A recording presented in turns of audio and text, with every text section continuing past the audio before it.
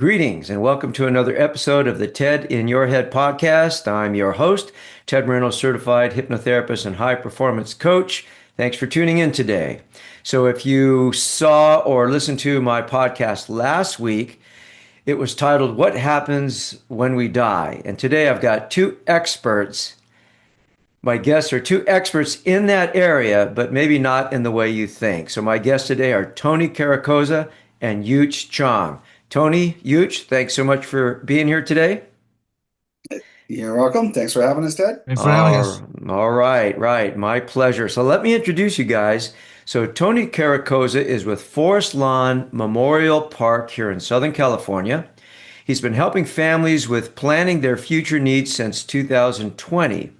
As a planning advisor, he helps individuals select cemetery property, prepare funeral wishes, select services, and arrange financing in advance, sparing families from financial and emotional burdens during their time of grief. He specializes in personalizing memorials and explaining funeral contracts or insurance for cremation and burial. Yooch Chong is a pre-planning advisor with Rose Hills Memorial Park and Mortuary, helping individuals and families plan ahead with clarity and confidence. He specializes in guiding people through funeral pre-planning, making the process simple, thoughtful, and less stressful for loved ones. So basically, both of you gentlemen do the same thing for families at different memorial parks, right? That's Correct. correct. Okay. So, Tony, tell me about Forest Lawn Memorial Park. And if you live in Southern California, everybody knows about Forest Lawn. So, why don't you go ahead and tell us a little bit about your place? Yeah, thanks, Ted. So, Forest Lawn is a privately owned company, which many people don't believe. We're located in Southern California. There's six memorial parks.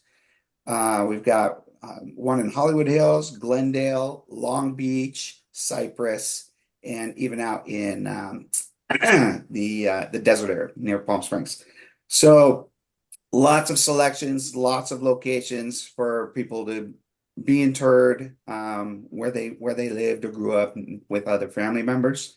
We've been around since 1906, so we're 120 years strong. We probably have the greatest reputation in the business. We are probably the most innovative cemetery in the business. The founder implemented a lot of great new ideas, such as the memorial park instead of cemetery. Hmm. What that means is instead of using the above ground tombstones that you see in typical cemeteries, the old-fashioned kind, he went with the low memorial tablet in bronze laid on the ground. So when you travel through a Forest Lawn Memorial Park, that's what it looks like, a park. It's a place of beauty. And we have, it's a place for the community to gather, to walk, to just enjoy the space and enjoy their time that they spend with family and relatives on the grounds. And we also include lots and lots of statues and artwork throughout the properties as well. Got it. And I know when we meet each other in networking situations, you always like to say, I know where all the bodies are buried, which is a good one. And there's many famous people buried in Forest Lawn, if I'm not mistaken. I think Michael Jackson is there and Marilyn Monroe, just to name a few, right? So, I don't think Marilyn Monroe is. okay. Elizabeth Taylor is. Elizabeth Taylor. Okay. All right. Very good. So, Yooch, tell me about Rose Hills Memorial Park. And I'm probably more familiar with Rose Hills because that's kind of in the area where I grew up, kind of in Montebello and Whittier. And it's very easy to see from the freeway. So, tell us about Rose Hills Memorial Park, Yooch. Sure, yeah. So Tony and I, we kind of are in similar fields. Unlike Forest Line, Rose Hills is only one location, but that location is gigantic. We span about 1,400 acres. So if in terms of football fields, that's about 1,000 football fields. So it's the same thing like Tony mentioned. We are a memorial park as well. We cater to a lot of different religions as well. We have a specific Buddhist temple on our property as well. So we love to do to cater to a lot of people.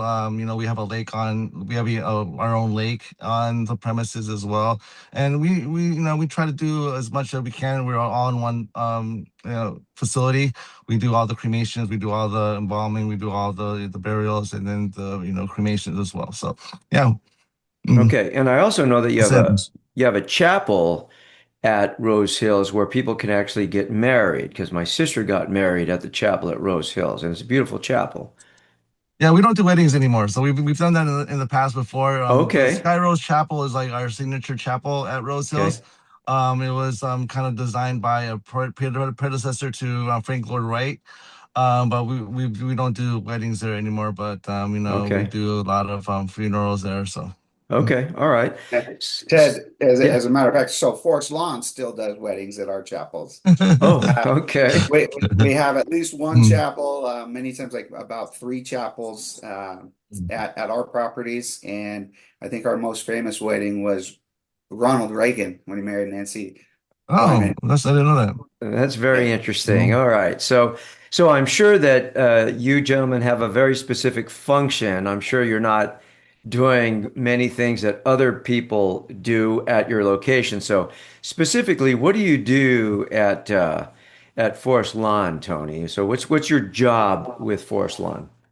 Okay, great question. So, as a planning advisor at Forest Lawn, my role is to assist families in pre-planning. So, we select cemetery property or cremation properties, put together a funeral or memorial service package to put everything, all their wishes together, and take care of that now when it's easier and a lot more affordable for the families. What I consider my actual job is just to save family a lot of money and a lot of grief in the future, and this brings a lot peace of mind to the whole family. Got it. That makes perfect sense. And Yooch, what do you do at Rose Hills? Essentially, I do the same thing as what Tony does, but also what we like to focus on with Rose Hills is also the monetary aspect of it as well. I think a lot of people that we encounter is a lot of people don't even realize there is a service that we provide because I think a lot of people with a assume is that when someone passes away, that's when you actually go through the process of, the burial and the cremation and everything like that. And people don't realize that there is a service where you can actually pre-plan ahead of time. And I think 80% of the population does not have a funeral plan. So that's kind of like our Tony and our kind of like our job is to kind of get the word out there, let people know there's a service out there that they can actually do. And it turns out like a lot of people will get the life insurance policy, a lot of people will get that trust, revocable trust, but then they stop at those 2 points, and they don't realize that, when you have an insurance policy, you want all out of that money going to your family, but then if you ignore the cost of the funeral, it just eats into that policy. So that's essentially what we do. Okay, so both of you Mm, help people prepare for the inevitable. mhm. Because essentially, what happens after you die is that somebody has to deal with what's left of you. I mean, not to be crude, but right, if you're in the United States and you pass away, whether you have family or not, somebody needs to deal with you and deal with burial or cremation, right? Okay. So it sounds like what both of you do is you talk with families ahead of time, hence the term pre-planning, so that when there is a death, everything's already taken care of.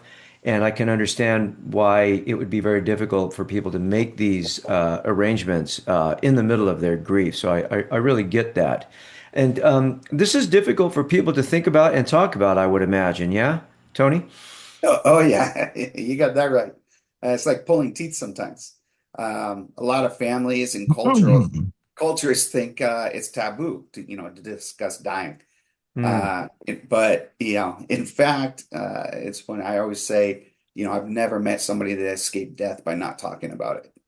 So it's always better to plan for it ahead of time. Yes, absolutely. And Yooch, do you find that you probably work with many different cultures? I know that there's a big Asian population there around Rose Hills. Correct. So, Yeah. is there that same hesitation, do you think, among the different cultures as far as talking about death or planning for death? Yeah, like what Tony said, it's like pulling teeth. But like what I try to do is too is like I use an analogy, right? It's like, hey, what kind of chaos did you go through in planning your wedding, right? With Mm. dealing with all the in-laws, dealing with, the chaos of, Mm. location, the food, everything like that, right? But that was for a joyous occasion, right? But now when we try to plan and when you had a wedding, you'd had months to plan for that, right? But when in terms of a funeral, you might have only a matter of weeks to decide where your Mm. body is gonna be buried, where how you want to treat the decedent, stuff like that. So it gets it really more difficult because you have to plan and grieve at the same time, and that's what we try to avoid. Okay, so that leads to my next question, right? What's important about what you do and how it can help people? So say a little bit more about that. And I like the example you used, you'll spend a lot of time planning for a wedding and even that's chaotic. But, planning for a funeral, you might just have a week or even less to do that. So, Mm. what is important about the pre-planning services that you provide and how can it help people?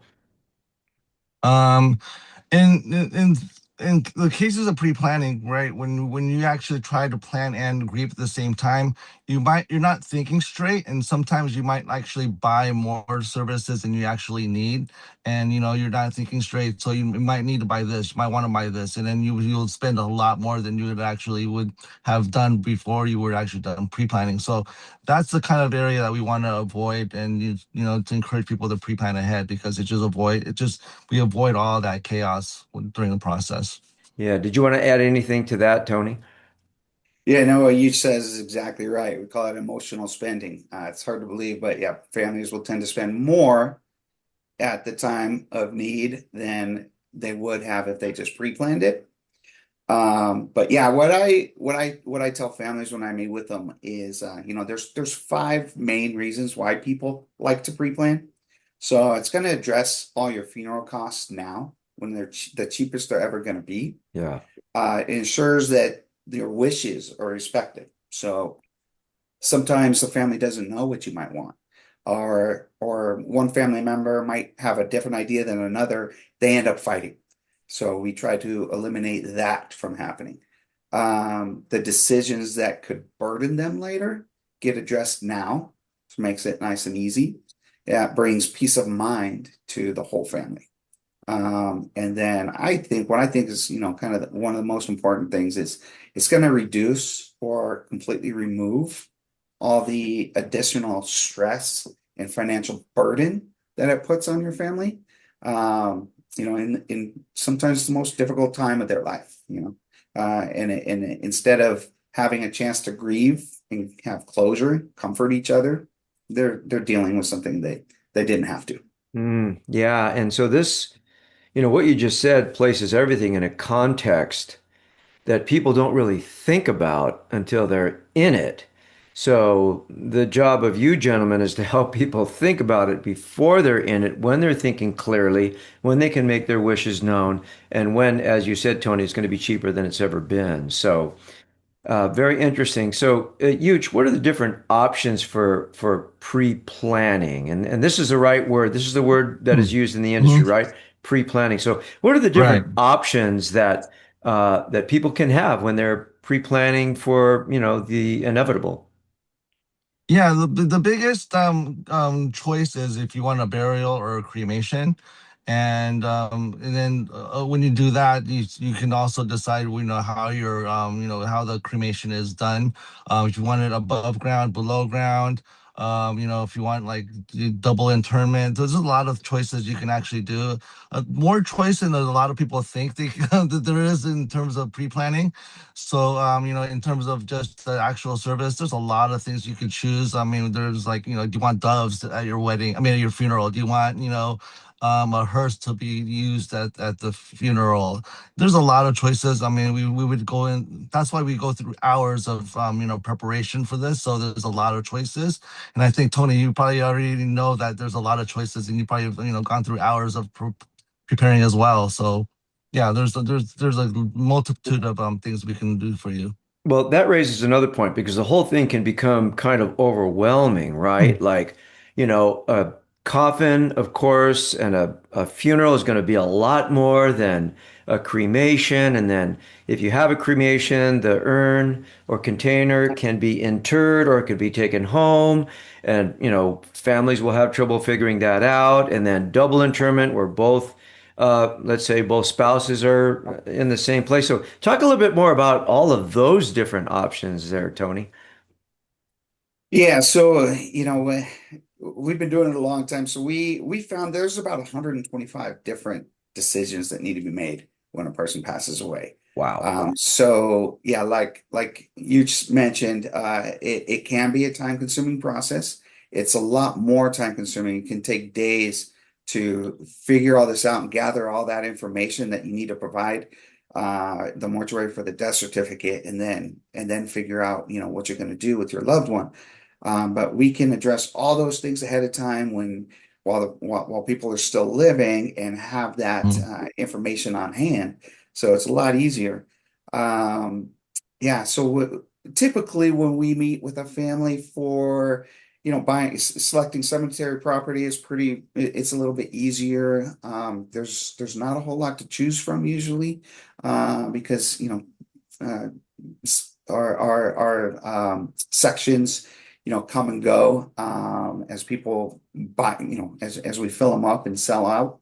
But when we put together the funeral package and discuss everything and how that works, typically on average, I'd say that meeting can last about 3 hours. Oh, wow. But if you've put some thought into it, have had some preliminary discussions, we can get it done in under an hour pretty easily. But yeah, it can be very involved. But the truth is, we can make it as simple or as elaborate as you want. Okay. All Right. right. So, Yooch, so obviously this is not something people want to think about. In some sense, it's like life insurance, but life insurance is kind of abstract, where this is very much more concrete. So, Mm. what would induce a person? I mean, it sounds like you guys really have your job cut out for you to get people in to talk about something they don't want to talk about, to invest money that they probably don't want to invest for something that, they know is going to happen, but is not in their mind. So I mean, how do you do that? How do you get people to come in and have that conversation with you when they don't want to, Huge? Typically, from what I've been experiencing is they'll come to us after they've experienced a death in the family, right? So Oh, the chaos that they've gone through, especially if someone is the one that was responsible for planning the funeral, oh, they've never done it before, and the emotional stress that you endure, that's the biggest reason why people come to us, and then and then they'll go, oh, I didn't even know there was an opportunity to plan ahead, right? So that's one of the main drivers of pre-planning as well. But yeah, I don't know why people don't do it. I think the biggest hurdle, I think Tony knows, the biggest hurdle is people don't know about it, and I think that's our biggest hurdle, just like getting that information out there. And then right. just yeah. Mhm. And that's where I met you gentlemen at a networking event where you were talking about that. So, I mean, I've met people that worked at mortuaries and stuff like that, but I'd never really got the chance to talk with somebody that was in the pre-planning business, right? So, how important is getting out there and informing people like what you're doing at these networking events, Tony? It's extremely important because, like I said, my real job is to help them save money and save grief from their family in the future. As Benjamin Franklin said, there's nothing certain but death and taxes. Yeah, So why right. not plan for it? Mm. Mm, Um, we plan Huge led onto it too. We plan for college, we plan for weddings, we plan for buying a home, we plan for retirement. So why not plan for this? It's probably the easiest and cheapest one to take care of and get it out of the way. I would Mm. really recommend everyone does it somewhere. The best time would be between, buying a house and retirement. And get it done as early as possible while it's the cheapest. Because we did, Time Magazine did a study where they found that the average funeral cost doubles every 10 years. Holy Um, mackerel. that's happened, since the beginning. So that's why we came up with pre-planning so we can get Mhm. get that all taken care of now, do some simple, easy payment plans, and then it's done. You don't have to worry about it again. And when those prices are, more expensive, nobody has to worry about it. So it Well, was a lot. Yeah, it was pretty cheap when our grandparents took care of it. It's a lot more for our parents. It's going to be a lot more for us, and it's going to be even more for our kids. Yeah, and it, then one thing I want to add on to that, what Tony said is, like imagine if you could buy, like, say, an average person, a car lasts 10 years, right? So imagine if you can buy a 2036 model car today, hmm, right? And then, pay for that car today hmm, with 0% financing, for instance, right? And then when 2036 rolls around, oh, I got a brand new car, but I paid for it 10 years ago. hmm, Right. So that's right. kind of like, there's nothing in the industry that does that, right? We're paying for a college education that's rising every single year, right? And it's Yeah. hard to keep up, right? But this is the one thing is inevitable that you can lock in today. And I'll be honest with you, before I met you gentlemen, I wasn't thinking about it at all. I have the life insurance, I have, Mhm. the other investments, but I was like, oh man, I'm 66 years old. Maybe this is something I should be thinking about. Of course, my wife doesn't want to talk about it just yet, but we'll see, right? So how is the cemetery business or the memorial park business? How's that changed in the past 20 years? And I would imagine that there's been a lot of changes. So can you talk about that, Tony? In my opinion, I don't think it's really changed all that much. Really? It's just gotten more expensive. Like I said, doubles every Okay. 10 years. So, Right. but our founder of Forest Lawn, he probably made the most changes. Back in the 40s and 50s, when they came out with pre-planning and converting it to a memorial park other than a cemetery. But Right. other than that, it's the same process. We person passes away, they're going to be embalmed, they're going to have a funeral service, and they're going to be buried. The only real change is more people are tending to go towards cremation now. Sure. It's more affordable, but a lot of times that's because they didn't pre-plan and they didn't have the option, and the cost was just unaffordable to them when it Right, happened. right. So one of the changes that's happened at Rose Hills as well, and both of your facilities, all of the forest lawns, I've been to two, been to Rose Hills, and they're just gorgeous places. I mean, I don't know if I'd want to hang out there if I didn't have to, but I mean, they're beautiful, beautiful statues, beautiful artwork, right? So, that has certainly changed from some of the older cemeteries, which are, there's gravestones as opposed to those plaques. But also it occurs to me that yes, many more people are getting cremated because it's a less expensive option than a casket, which I don't know how much is a average price casket cost, huge. Thousands. We can have people buy like $20,000 caskets and like gold and laden, Whoa. platinum, handles. I don't know. The money is no object in terms of planning, but yeah, in terms of just the changes that we've had, I think because it's gotten so much more expensive, I think just the financing options have been getting a lot of updates. So. Yeah, and then and then being a memorial park, we do a lot of like, just decorations and just making it a little bit more um viable for people. And then also because of, just a lot of Asians that are buried at Rose Hills, especially in the Chinese community, we focus a lot on feng shui as well. Ah, So that's something we kind of like to we develop properties basically on that idea in mind as well. okay. Can Mhm. you say a little bit about maybe for people that don't know what feng shui is? Yeah, feng shui, it's just more in the Chinese community. It's feng shui is kind of like it's a medium where it's like emotional value in terms of like how the how the situation of the body is supposed to be laid out. It has the property has to be facing a certain direction. It can't be, like for instance, if you live on a T intersection, you can't have your house right on that end of the T Right. intersection. You want and Chinese has a thing about flowing water because it kind of reflects on your money flowing throughout your life, and so a lot of that comes into play in terms of planning on where you want to develop your property. Wow, that's fascinating. That could be a whole nother podcast just talking about feng shui. It could be, Okay. All yeah. right. Okay. Yeah, So, it's so big. We have our at our Covina Hills location, we have a lot of feng shui properties. Like I said, yeah, it's all about the flow of good luck, fortune, and Right. evil.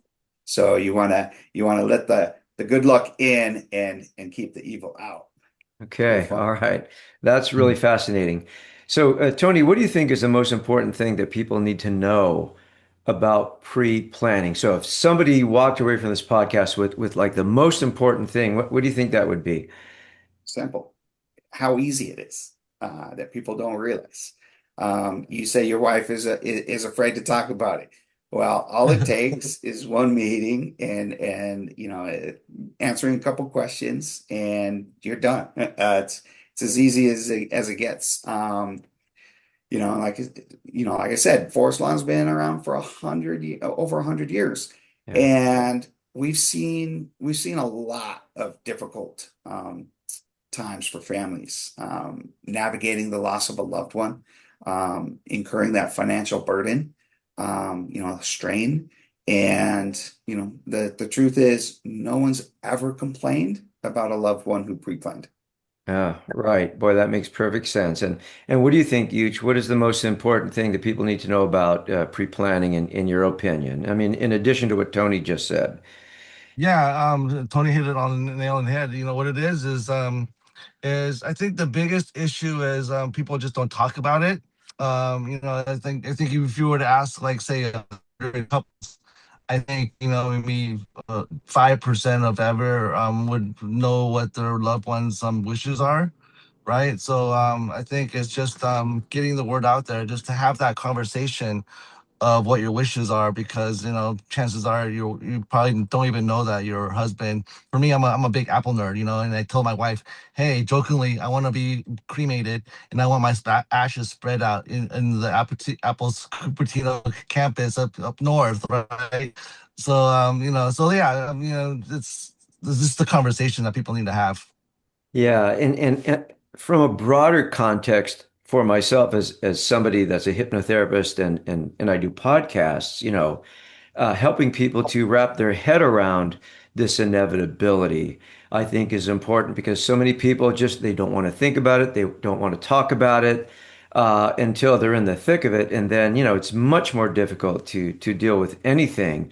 I've done a couple of podcasts about uh, death, and one was titled Memento Mori, which is Latin for "Remember you will die," and I think that's a very appropriate maxim for this particular episode of the TED in Your Head podcast. So fascinating, and I'm sure there's a lot more we could talk about, but we're kind of running out of time. So, Tony, how can people get in touch with you if they want to reach out for pre-planning? How can people get in touch with you? And I will put this information in the show notes at tedmoreno.com/blog. So please. Yeah, it's very simple. Just give me a call, shoot me a text, drop me an email. You can reach me. My phone number is 323-252-9664. That's my direct cell. My email address is tcaracoza@forestlawn.com.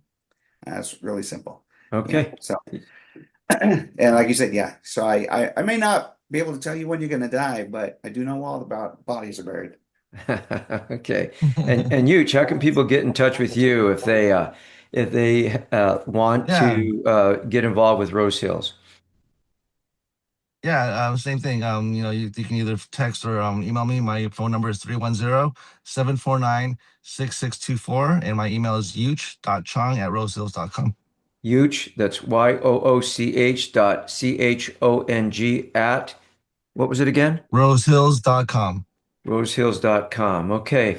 Gentlemen, thank you so much for taking the time to come on my podcast. I know initially this probably sounded like a weird idea, but I think it's helpful for a lot of people because it was really helpful for me to talk with both of you and hear more about how this works and what it involves. And it just was something I had never thought about. But after talking with you gentlemen, it just made a lot of sense, and it's something that people should know about. So thank you for taking the time. I appreciate it. And for my listeners out there, if you go to this particular episode at tedmoreno.com/blog, you can get Tony and Yooch's information. And then you can find out how to listen to this podcast, or we're going to put it on YouTube as well. So thanks, gentlemen, and take good care. And I'm sure we'll see you around. Okay. All right. Thank you very much, Ted. All right. Thank you for having us. Bye now.